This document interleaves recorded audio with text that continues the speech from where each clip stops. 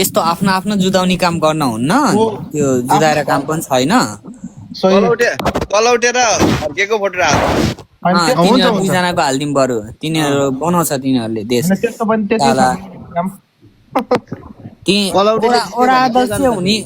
ओडा अध्यक्ष हुने मान्छे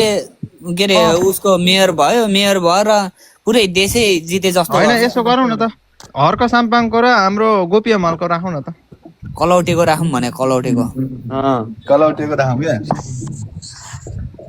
म चाहिँ गोपी हमालको भन्छु ल गोपी हमाल कसको रवि र हर्कको बनाउन त त्यसो भए उहाँले धेरै चोरीफोरी गर्नु भएको छ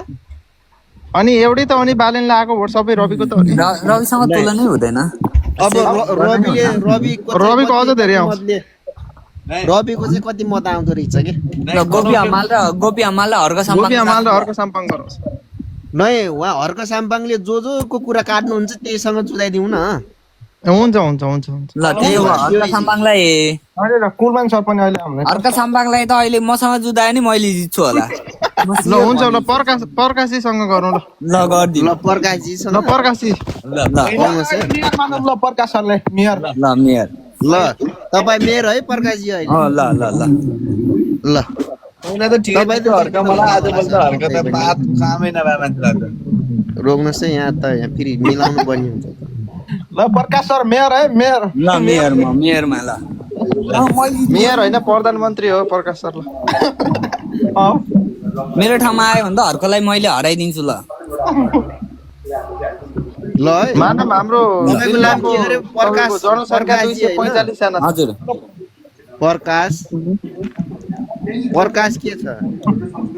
प्रकाश 195 ल ठिक छ ल भोटिङ सुरु गरौँ है साथीहरू ल आयो